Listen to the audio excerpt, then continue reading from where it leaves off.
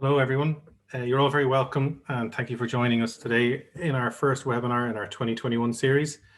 As we kick off our first open event series of the year, the Feet Up Frostbite eRacing 16-race series over 4 weeks starting tomorrow at 8:30, we thought of nothing better than to ask HYC member Colin Kavanagh to share his experience and advice on how to get going with e-sailing and also perform at the highest level. Colin, a partner with Arthur Cox during the day, has been sailing to a high level from a young age, starting in mirrors and Sutton Dinghy Club before progressing to 7020s, Etchells, cruisers, and currently can be found at the helm of his J97 General Lee. He's also a member of the Olympic Steering Group and a director of Irish Sailing with responsibility for high performance. In the real world, as opposed to the virtual one, you can find Colin sailing his J97 out of HYC, but in the virtual world, using the pseudo General, Colin has climbed the world ranking leaderboard to sit just outside the top 200 as the second highest ranked Irish sailor. E-sailing has become increasingly popular over the last few years, but especially since COVID has started and prevented us from all going afloat. What's great about this form of our sport is how it brings together sailors of all ages and experience. And in the last Nations Cup, sailed in November, just gone, the Irish team was made up of a wide array of sailors, from optimist, Olympians and retired sailors. So with this in mind, I'd like to hand over to Colin and get on with the reason why we're all here and let him introduce himself and virtual sailing. Thanks, Gary. Hi, everyone. Thanks for coming along virtually and for Howth for asking me to do this. What I'm just going to go through this evening, if I can get my screen to start moving again. Yeah, here we are. It's just, why do the e-sailing, how to get started if you want to get started, the basics of how to play the game, and then a few sort of tips and things that I've picked up over the last few months doing it. At the end, for those of you who are into it already. Why do it? I suppose, like many people at the start of the lockdown, I was looking for something to do. I don't like running or cycling or anything like that, so was missing the sailing and found this sort of accidentally while sort of Googling sailing games or something, or looking for something along those lines, and thought it was quite good. Started doing it myself a bit, figured it out, and then I sort of wrote in a few of my crew off the boat to do it just for the laugh, and then Howth started doing their little series, which was good fun, and then Irish Sailing itself got involved and sort of registered with World Sailing and the and virtual sailing as a sort of a recognized country, so you could have your own sort of Irish leagues and all that. So I have to say the HYC racing in the sort of series during the sort of beginning and middle of the lockdown was great fun. The Zoom calls, there was a lot of people involved and all sorts of different levels, and it was just a nice way of keeping in touch with people, getting abuse from Paul Riley and things that you'd miss if you're not in the bar. So I think the good thing about this is, it's for all ages and skill levels. You don't have to be a fantastic sailor, or you don't have to have any skills that sort of video games to do it. I know my little fellow who's 12 was playing it. He's done I think a beginner's course in Howth a few years ago, but he enjoyed it. There's lots of people who do a lot of sailing doing it, but then you also have some of the older members. I think, correct me if I'm wrong, but I think George Curley at 90 is the oldest active e-sailing member who sails quite a lot and is very good. So don't let age or unfamiliarity with PlayStations get in the way. Besides all of that, and besides sort of the mental health reasons of something to do and take your mind off things for half an hour every now and then, it is very good for your tactics and decision making and rules, although the rules are applied a little bit differently. It is very good for all that, and I certainly, particularly for the downwind stuff, it improved my tactics and understanding. Sailing most of the boats are asymmetrical boats, so having moved from a regular spinnaker to an asymmetrical spinnaker a couple of years ago, I found it very helpful. Also, I know a number of people who are crewing on boats who might be used to pulling ropes, but not necessarily have a fantastic idea of the big picture of a race and the start and why we're attacking and when we're jibing, and so I think it's been helpful for some of the people who've done less helming and crewing dinghies to get a hang of the big picture of what's going on. Great thing about this as well is you can learn sort of anonymously and without any repair bills. As you go through the game later, you'll see that you can have your name. My name on the thing is General. You can have whatever name you want. and you can't cause any damage. You can't really get in people's way when you're learning, because the boats are sort of, you say just sail through a boat and you get a penalty. There's no sort of collision physics involved, so you can't wreck it for anybody else when you're learning. Like you said, what else is there to do at the moment, sailing wise anyway? So all you need to get started is a smartphone or a tablet or an iPad. So it's basically through the App Store or Android, and some broadband. I think you can do it on a laptop, but from what I've heard, it doesn't work very well. So I use a sort of my iPad is 5 or 6 years old, and that works just fine, or a phone works just fine. As Gary might have mentioned, we'll have some time for questions at the end. So if you have questions, pop them into the little chat function at the bottom, and then we can go through things either as we go, if Gary lets me know, or at the end we can just go through the questions. So again, it's very easy to get started, and I know as well as for a lot of the beginners, like the likes of the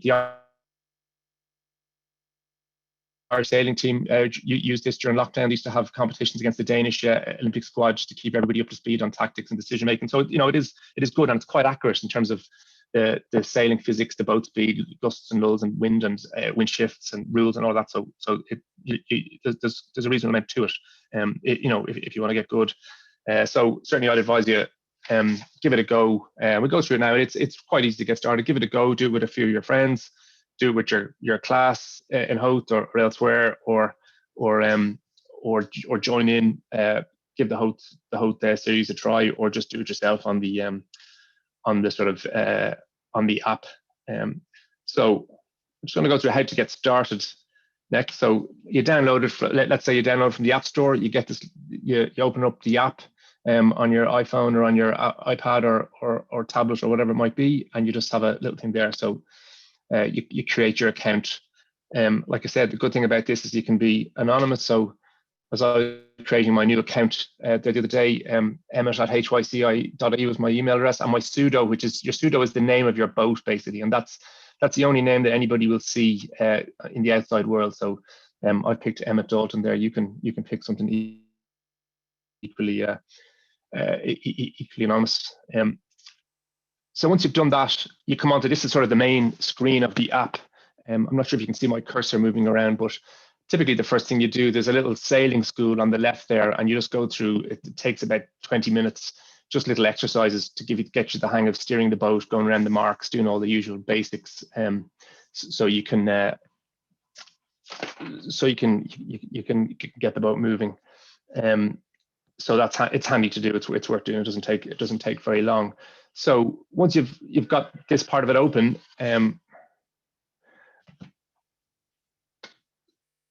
sorry, someone's saying there's no picture on the website. Is that Gary? Can you come in there? I'm just saying I'm getting a couple of texts that there's no picture.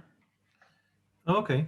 I'm screen sharing here. Sorry, folks. While we try and sort this out. Yeah, I think if you're, let me just check here. I've just stopped sharing now. You've stopped it there. Yeah. No, I can see you. Let me just check. Okay, I'm going to start sharing again.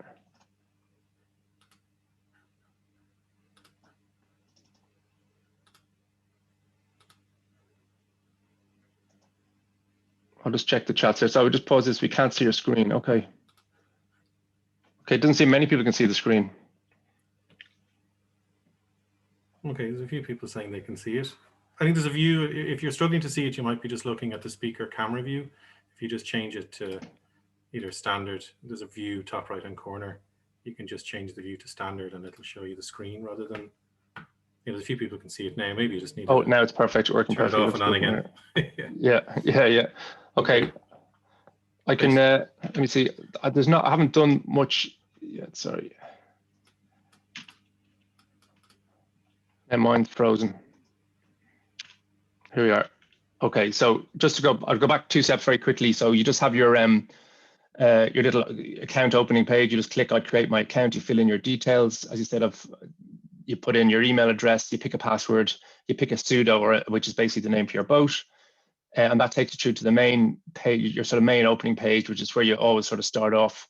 Here, as you can see at the top, my Irish flag, the name of my boat, Emmett Dalton. And once you've got to this stage and you've done your little sailing school, you can go in. If you click on your own name at the top left here, you can you can sort of put more details in about yourself. So you can fill in your proper name, your zip code. I think you need to, I can't remember, I think you need to do this to actually to join in the sort of the world sailing ranking lists, or even just the friendly races on the app. So put in your details there. Again, those details are private. That's just between you and the owners of the app. So you put in, if you have a sailor ID number, a sailing category from World Sailing, you can also put that in there. Then if you click on yourself as well, on your little the little icon, the guy in the sailing jacket there, you can just see your sort of this is switched back to my own one now. You can see your results for the past few months down the left hand side, and you have sort of, if you want, you can have sort of friends on it who you can message within the app to do a little your own little challenge or your own little race.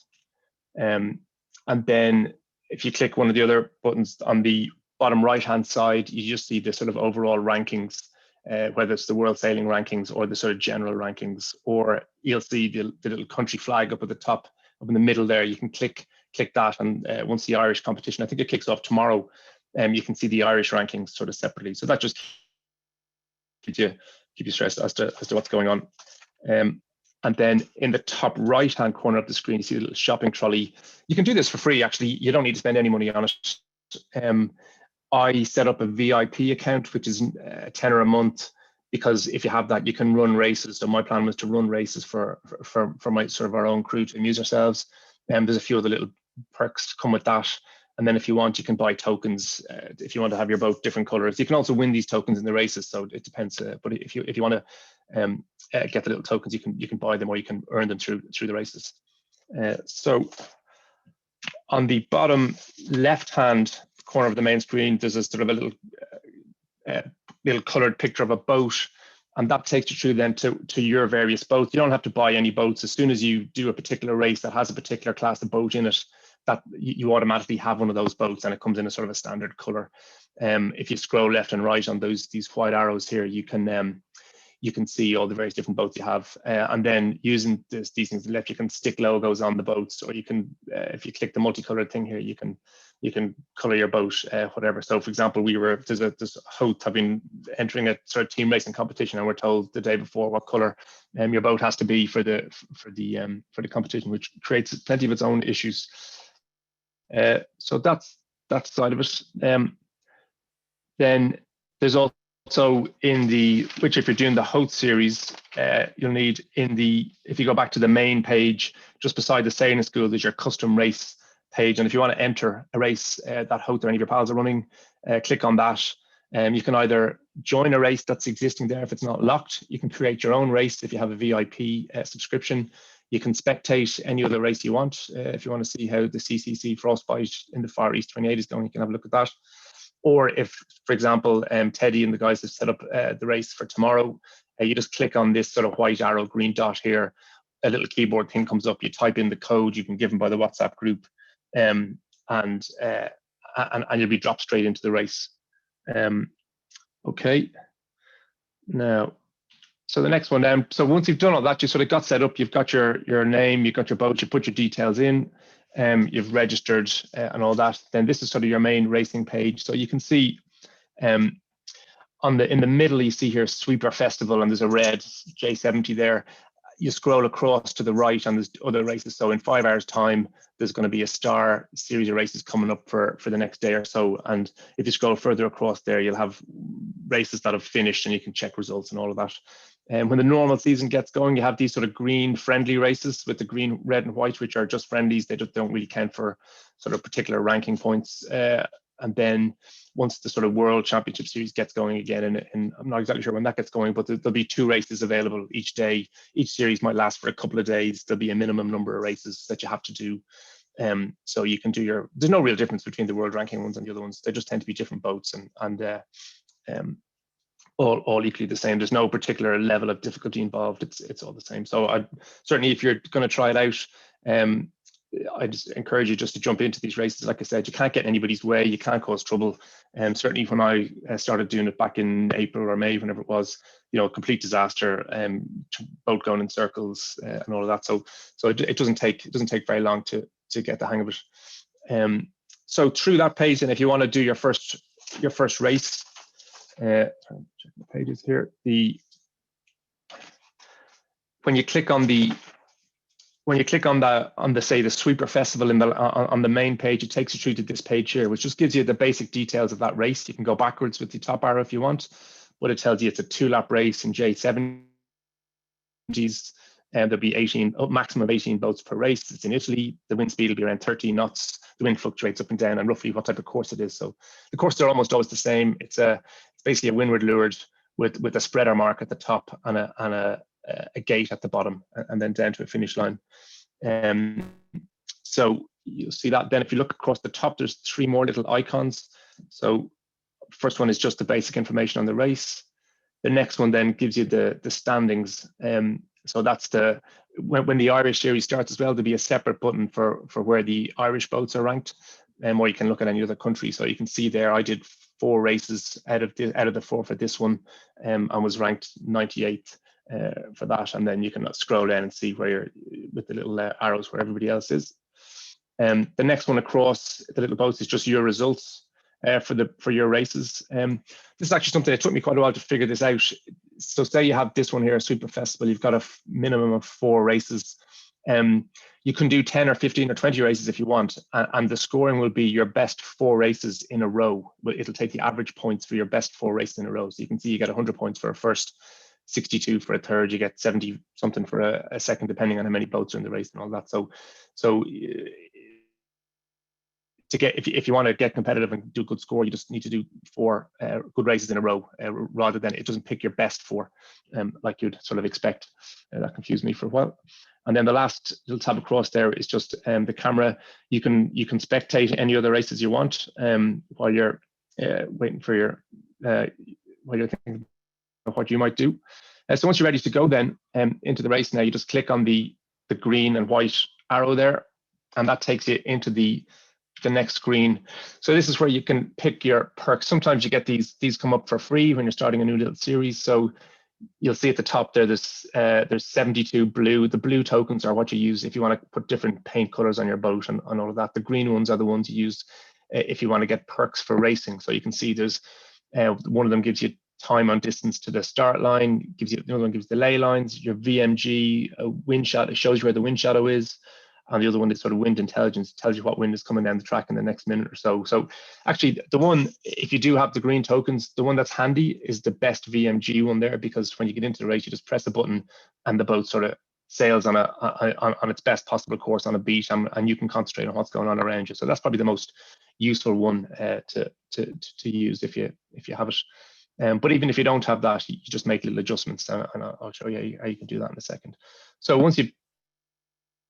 if you want to pick your helps, you do that, then just click the green and white button at the bottom, and that moves you into the race itself. So when you load in, you sort of pop out. This is me from Monday, I think. You pop out sort of in a line on starboard, basically heading towards the committee boat. I think with this one, the sequence had already just started. So usually you could be hanging around for a minute or two before enough boats load in for them to start the race. So as you'll see here, just showing you your start line, see the committee boat up here, the pin end down there. There's the wind shift indicators at the top. Actually, if you have the VIP bit, there's the wind shift indicators at the top, but you can generally tell, you can watch the arrows moving when you're going upwind, you can see the shifts. If you can see here, the little windsock just off to your sort of top right-hand corner, that's important. That's effectively your telltales. So once the race starts, you want to keep that bright green, and that means you're sort of at max speed for that point of sailing. If it's dark green, you're not quite at max speed, and if it's red, you're sort of off the wind. You don't need to trim the sails on the boat; they trim themselves. So just to go through the main controls, what you're seeing on this screen. So bottom left here, you have your left and right button. This on an iPad might come up a little bit differently on other screens. So that's just move the boat left and right. The sails will trim themselves. Best VMG, then here, if you press that button, the boat will automatically go onto a beat if you're going upwind, or automatically go onto a sort of a reach down if you have your spinnaker up, and it'll sail the best possible course towards the mark. So again, that's a handy button. If you have that perk, you just press that, and you can look around down and see what's going on tactically. The red button there, it tacks you on a beat if you're on a beat, or jives you if you're on the downwind. And it sort of does it from, if you're at 90 degrees, it'll tack you to 90 degrees on the other side, and vice versa. The brown button here just eases the sails. So coming into the start, you'd use that quite a lot, ease the sails to stall.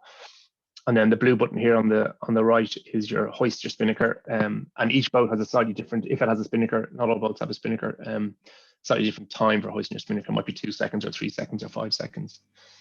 Just up on the right here, you have a little, if you have the VIP thing, you have a little rear view mirror, which can be quite handy. And then on the right here, there's sort of a chat function. Now, thankfully, unlike, I don't know if you have any Call of Duty players here, but you won't have 12-year-old children shouting at you that you're in their way. It's all very civilized. You click on that and you can say sort of well done or sorry or call starboard or whatever through that. But there's only a very limited number of phrases that you can use. Then just working around sort of anti-clockwise, you see here, you have your boat speed, 4.7 knots. You have a little green tick, which means you're accelerating. If you have a little red tick there, it means you're slowing down. It could be someone blanketing you, or it could be a drop in the wind. Here you have your wind speed, 13.2 knots. You need to look at this a lot. If that's red, the wind is dropping. If it's green, the wind is picking up. So I'm getting a couple of texts about the pictures, but I think some people still don't have it, but I think most do at this stage. Anyway, 38 degrees is just your angle to the wind. And then looking at the little radar over here, this switches after the start. We'll see in a second. The red flags at the top. If you have the wind perk, that's basically the wind direction that's coming down the track in the next minute or two. So that's basically that's sort of cheating. But if you have that perk, you can tell what's happening in the next couple of minutes. So it's quite handy. Don't tend to use that very often. But at the sort of high level, top level races, everybody uses that. Okay, so you jump in here, you can sail around for a bit, you can have a look, see if you can figure out where the bias of the line is, and then you're into the start. So as you can see here on the red boat 07, tiny bit shy of the line as the gun went. You can see the boats here actually with the exclamation marks, they've just got penalties. So the boat just in front of me was just over the line, luckily for me, and the boat above me, I think I just luffed at the start, clipped him, and off you go. So the rules are a little bit different. They're the same basic sailing rules, but they're just not applied in the same way. And you do get on the chat room people complaining about, that's not the way it will be applied in the real world. But it is a video game. The rules, you can get penalties quite easily if you get close to someone, and it's just the way. So it's not real sailing. It's a video game. So just play the rules that are there. As you'll see, the basic rules are there, but you can give people penalties quite easily. If you sail near to someone, they'll give you a penalty straight away if you're in the wrong. So you do your start, and once the line goes green, you cross it and off you go. As you can see, fleet spread out down the line, lots of different nationalities there, which is good fun itself. So then just heading upwind. So again, you can see I've got the best VMG thing on here. So I'm really just looking around. I think I'm coming second here, but I'm coming in on port. You can just in the top left corner there see the weather mark. So these 3 or 4 boats here are obviously going to be a problem for me. You can see these white lines as well here. So a bit like if you've been watching the America's Cup on TV, you can see these lines will go down the course like 100 meters, 200 meters, 300 meters. So as you're going upwind or down, you can sort of see where you are relative to other people. You can also, by pinching the screen, sort of scroll in and out, and you can go to sort of a bird's eye view. So you can see where everybody else is, and then you can scroll back into to whatever sort of distance you like to have your own boat. If you tap on the radar itself on the top left, you can also see it sort of a bird's eye view of everything, although I don't tend to use that very often. You can also, if you look at the radar here as well on the top left, you can see some darker patches and lighter patches. It's quite a bit, it's subtle enough. It can be hard to see on a phone, but if on an iPad, you'll see it. So, and that's wind pressure. So you can see the darker patches are more wind, obviously the lighter patches are less wind. So on the left, you can just see a list of all the other boats in the race. There's some other Irish guy in here with me. So you can see the numbers are where other boats are distance-wise relative to your position. So I'm general there. So this guy, in the blue boat is sort of 4 meters ahead of me. Axelband is 2 meters behind me. And you can see then boat speed, I'm doing 5.7 knots. Sorry, I'm doing 4, but VMG is 4 knots anyway, with that, and the wind is dropping. So that's the beach. So again, you're just usual stuff for the beach. You're trying to stay in the wind, play the shifts and all of that, and get to the mark in as good shape as you can. Then you get to the weather mark, and there's a little spreader. In almost all of the courses, you have a little spreader mark. So you just sort of bear away around the top mark and head for the spreader mark, which is your bear away set down here. Then, so you hoist your spinnaker coming up to that mark. Your spinnaker's up. Again, I've got the VMG button on here, so it's sort of depending on the wind speed, it's sort of a broad reaching down here with your spinnaker up. I'm coming into the gate, so this is coming into the leeward marks here. So there's a gate, so you go around obviously the left-hand mark to port and the right-hand mark to starboard. You pick your mark.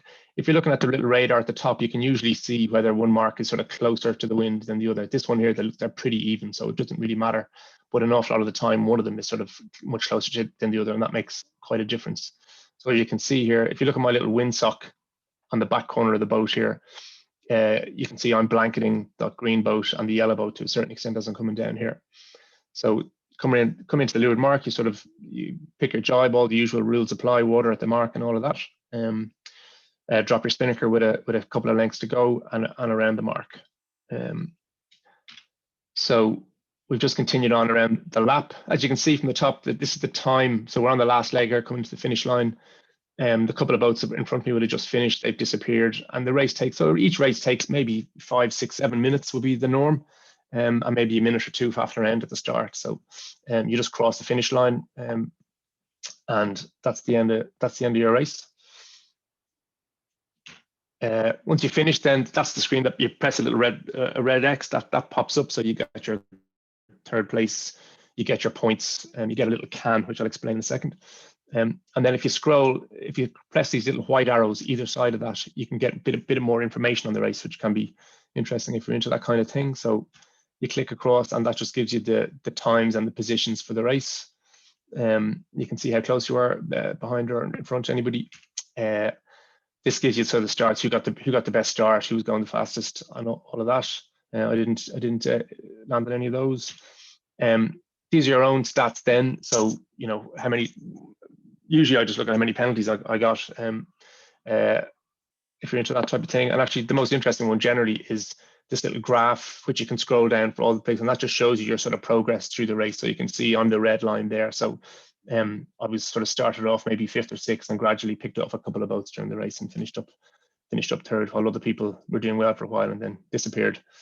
So once you've done that, then you go back to the main screen. You get these little cans for every race you do. You finish, and if you click on the little can at the bottom, you get these little green tokens and blue tokens, which, as I mentioned earlier, are for you use for your if you want to get the little racing perks, or for putting logos on your boat, or any of that stuff, or your boats. So that's. I wonder if we have any particular questions at that point. I can just go through a couple of the sort of the. Well, actually, just before you run on, there's a few little things, like obviously the software itself. If you just want to explain where people get it, or if you're on a laptop or an app. Actually, just on the very last slide, which I'm sure the guys can send around, or the last couple of pages, there's a few links, but it's, as you can see from the very front, it's Virtual Regatta. If you stick Virtual Regatta into the App Store or the Android store, 2 things will come up. You'll have Virtual Regatta Inshore and Virtual Regatta Offshore. So this is the inshore version, which is your sort of around the cans rating. There is an offshore version, which I've never done, which is quite hardcore. Like when the Transat is going on, there'll be hundreds of thousands of people doing the offshore version, which, from what I understand, if you're taking it seriously, involves setting your alarm and getting up every 90 minutes during the night to adjust your course and sails on your offshore boat. So this is the inshore version. So through the App Store or one of the Android stores is where to find that onto your iPad or phone. And like I said, if you go to Virtual Regatta, their own website, you can also, it has links through to download this, or to use the sort of the laptop web version, which I've never actually used. I've heard it's not as sort of smooth to use as the Android or App Store version, but that's where you find it. Great. I don't know if you know the keys for the laptop version. I played around with it last night, so I can jump in if you don't know them. But I don't. I've never done the laptop version actually yet. Yeah, so actually, just if anyone wants to know, you just use the arrows, the up, down, left, right arrows. So your left and right is to bear away and go close hold, and then the up and down lets you zoom in and out. But if you want to let the main out, you have to hit spacebar and then pull it in. And if you're changing sail, it's tab. So it's just if you're using it, it took me a while to figure that out. But and then actually, Colin, maybe you can just explain what happens when you get a penalty. Oh yeah, good point. So and that's actually particularly for beginners. It's really useful. So if you infringe someone, so say you're going up the beat, and you're on port on the boat on starboard, and you either can't duck them in time or don't duck them, they actually sail straight through you. So you don't sort of slow anybody down. You'll get a penalty, and your boat will just be slowed down to, I think it's about half speed, or maybe it's 2/3 speed for 9 seconds. And then once you just keep sailing as you were, you'll just slow down for that period of time. And then once you've done your 9 seconds penalty, you'll speed back up again to your normal speed, and off you go. But you don't, and I think while you're in a penalty, your wind shadow disappears and stuff like that. So you can't get anybody's way. So you can be all over the place at the start as a beginner and get in people's way and giving yourself penalties, but you're not really obstructing anybody else. They'll keep doing what they're doing. So it's quite good in that respect. People do take advantage of it. Like, you can come in on port at the windward mark, just sail through a couple of boats, take your penalty and survive. But it just slows you down. Yep. Great. I think that's all we have for now. Okay, is there any other questions? Pop them in. I was just going to go through maybe a couple of other just little things that I've figured out or found over the last while that have made it. Sorry, I've locked myself again. I need to turn off the chat. There we are. So about going faster or getting better at it. Like, I suppose first thing to remember is all of the usual tactical considerations still apply. So at the starts, it's like your sort of third stage again or whatever. You need to get the right end of the line, moving at the gun. You try and have no one to leeward and try and be free to tack when there's a shift, and all of that. If you get it, like the start makes a massive difference. It's like real sailing. If you get a good start, you're in good shape. Figure out the bias on the line and all that. Upwind again. You even if you don't have the wind shadow thing switched on, it's the same as real life. You can be lee bowed. You can sit in someone's wind shadow. So sailing clear air, don't hit the ley lines too early. There's shifts. Play the wind shifts and look for where the wind is to a point. Generally speaking, the wind shifts are more important upwind in these things. So look for the shifts. And if you're not using your the little green VMG button, if you're looking at your little telltale, you can sort of see, if it goes from green to red, you've got headed or lifted. So do all that. Downwind again, sailing clear air. A lot of the time, actually, downwind, I'd sort of scroll out the screen so I can see a bigger picture, and I'd be look behind most of the time to make sure no one's sitting on me and see where the wind is coming from. Obviously, like real sailing, the pressure is sort of more important downwind, so you find the wind. And there's a couple of ways, some little tricks for finding that, and play the shifts to a point. Get your mark roundings right. It makes a big difference coming into the leeward mark if you pick the right one, if one is more favored than the other. And like I said, you can usually see that on the little radar in the corner. Avoid the penalties, like I said, particularly around the start. A penalty will really put you in the back of the pack, and it's quite hard to get back through it. Like I said, although from time to time, if like you can take advantage of the penalty and just take a penalty rather than duck 10 boats. And that's just the way the game works. Just as I said there, the rules are pretty accurate, but they're not applied as they would necessarily be in real racing. There's no protests or anything like that, so it just applies. Sometimes you can't figure out why you got a penalty. Sometimes it's pretty clear. But for example, you can tack in front of someone, and as soon as you've completed your tack, they run into the back of you, they get a penalty. Some of that's not 100% accurate, but you just sort of get over that. Just a few other little things. Pre-start, and when you're going upwind, you can watch if you have the ley lines turned on, or you can see there's little sort of dotted lines coming off the windward mark and the start line. If you watch those, they'll move as there's wind shifts, and the shifts tend to be, this is all programmed, so the shifts tend to be reasonably. You get the odd strange one like normal, but they tend to oscillate back and forth every couple of minutes. So if you're on a lift, you're going to get a header within a minute or two. So they're reasonably predictable, I think. Like I said, downwind, look behind. So again, you can sort of you can by swiping sideways on the screen, you can look behind and make sure no one's giving you dirty air.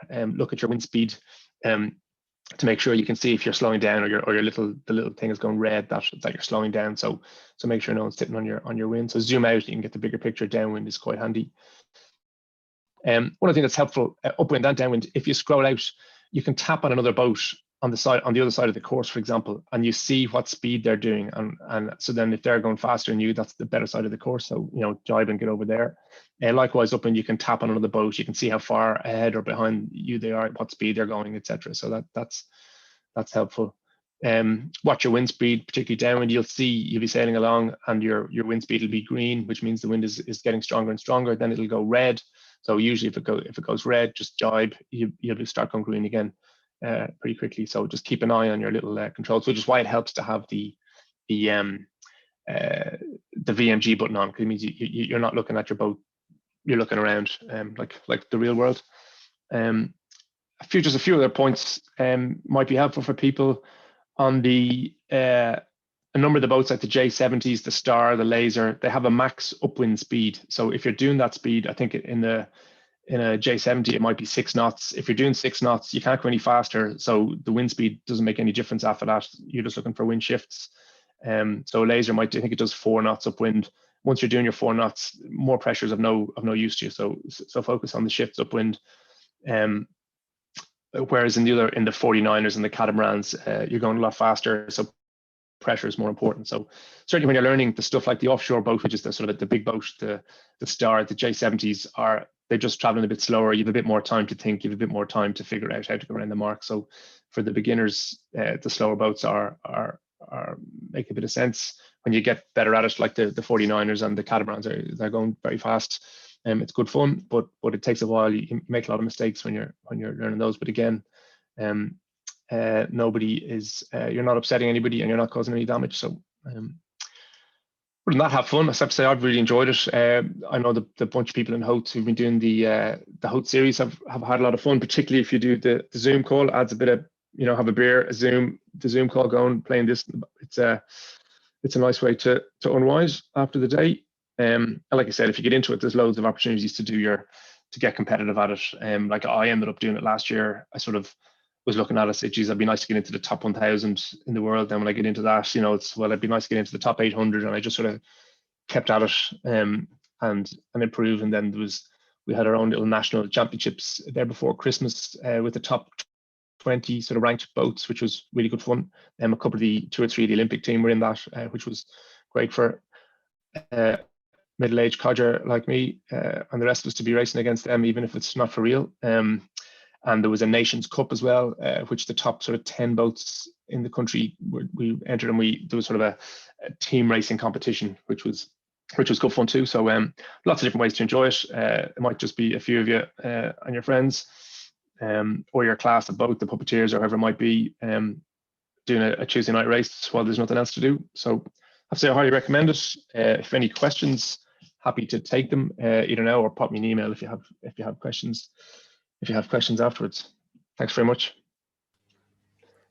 Great, thanks, Colin. There's not a huge number of questions. Just a few people were curious about the laptop controls and where you go. But I just posted the URL. I think on the last slide there. Did you have a bunch of links? Oh, sorry. Yeah. Sorry, I got the screen stopped here again. 1 second.